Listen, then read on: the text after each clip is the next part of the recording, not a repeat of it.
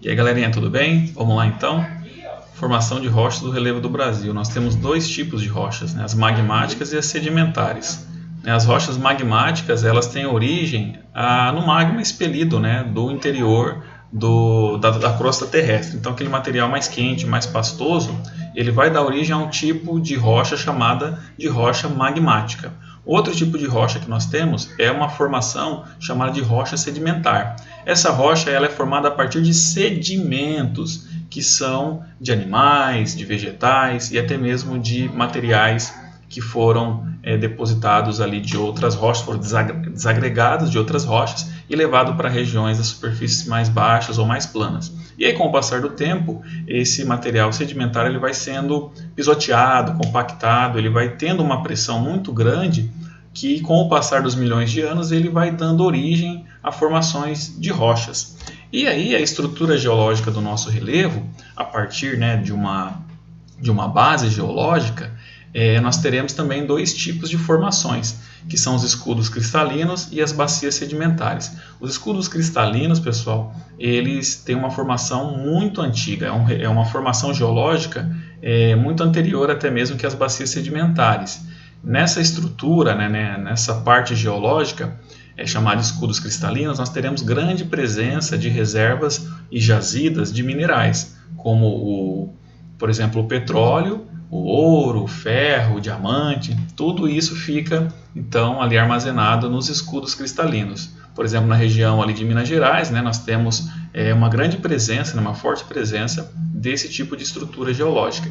E as bacias sedimentares, elas ficam localizadas em áreas mais baixas, mais planas do relevo do Brasil. E elas são formadas principalmente a partir de rochas sedimentares, a partir de restos de sedimentos que vão ao longo dos milhões e milhões de anos sofrendo então ali camadas de decomposição que vão sendo pressionadas, vão sofrendo muita pressão ao longo do ano, ao ponto de pressão e calor desenvolver então um tipo de estrutura geológica, uma base geológica para a formação do relevo. E aí falando algumas características aqui do nosso relevo, algumas características mais importantes. No Brasil não há presença de vulcões ativos. Nós já tivemos vulcões ativos no passado, isso há milhões de anos, mas o interior aqui do Brasil, o interior da terra, da nossa base do relevo, não temos mais vulcões ativos. Eles estão quietinhos lá, ainda bem. E não apresenta dobramentos modernos, cordilheiras. Por quê?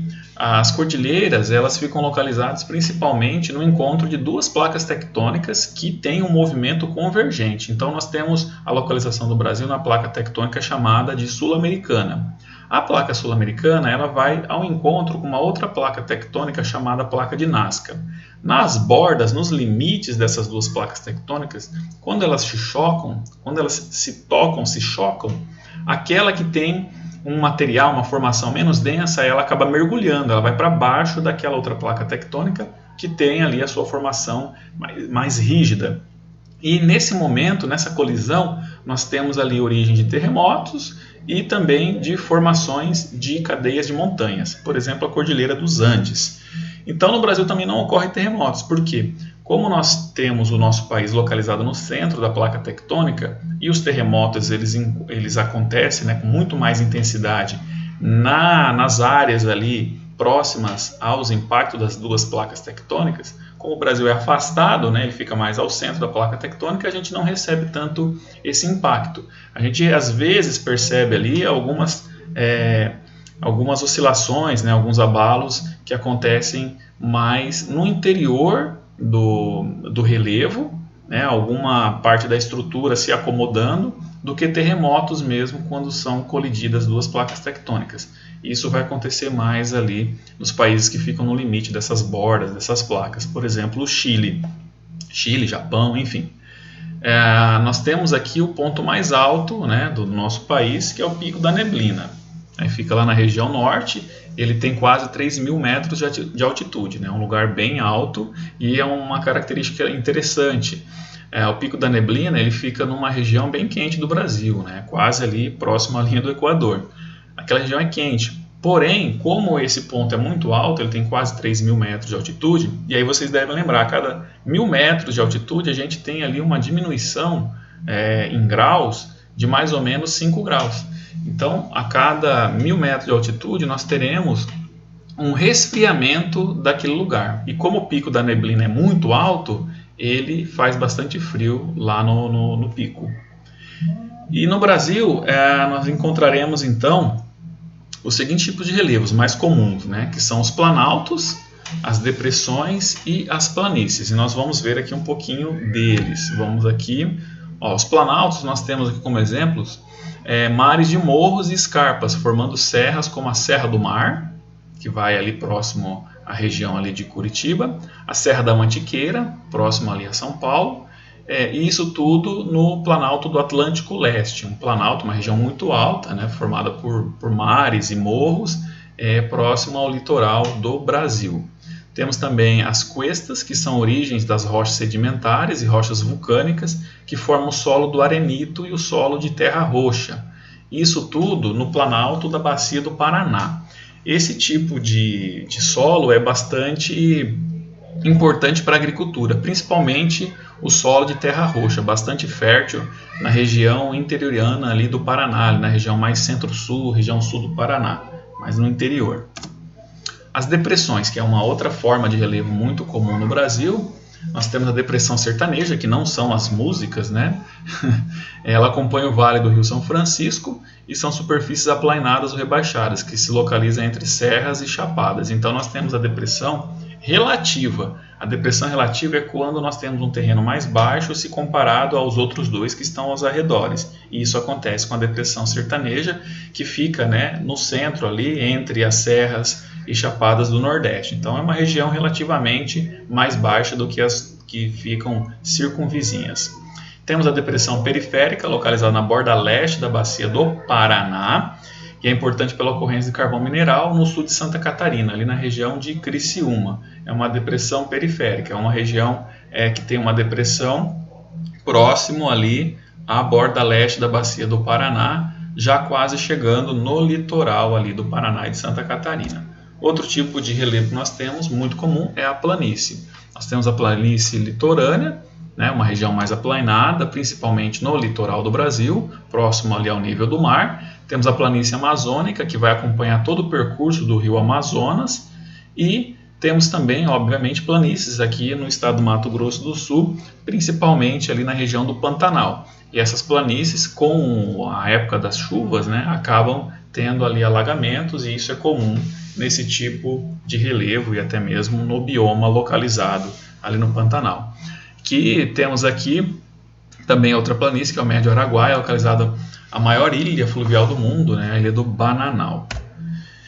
Aqui o mapinha com a distribuição aqui das formas do relevo do Brasil. Então a gente olhando aqui na legenda, né, Planalto, aqui na cor mais laranja, pode ver que é uma grande parte do relevo brasileiro, que acaba sendo ocupada por Planalto, que são regiões um pouco mais altas, né?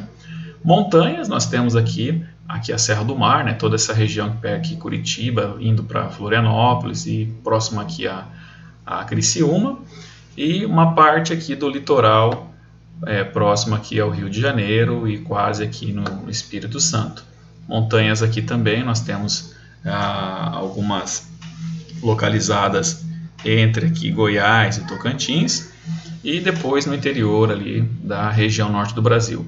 E depressão, né, nós temos aqui próximo ao Amazonas, né, no interior aqui da região norte, parte aqui do centro-oeste, pegando um pouquinho do Mato Grosso, e aqui em direção a Bahia, aqui os demais estados aqui do Nordeste e parte de Minas Gerais, já na região Sudeste. Então percebam que essa parte da depressão ela está bastante visível aqui para nós, né? Ela fica aqui entre um relevo de planalto e um relevo aqui com muitas montanhas. Então no interior nós temos aqui uma depressão, que é um relevo mais baixo. E a planície, observe que a planície nós temos ela com bastante presença aqui no interior aqui do Mato Grosso do Sul, principalmente na região do Pantanal, e também no litoral brasileiro, tudo em amarelinho aqui percorrendo o litoral brasileiro e parte aqui do interior na parte norte aqui do Brasil, nós temos então a formação do relevo chamada de planície. Aqui mais um desenho para a gente entender um pouquinho melhor. A planície, aqui identificada como uma região de litoral, né? Acima dela nós temos o planalto e no topo do planalto temos morros e colinas.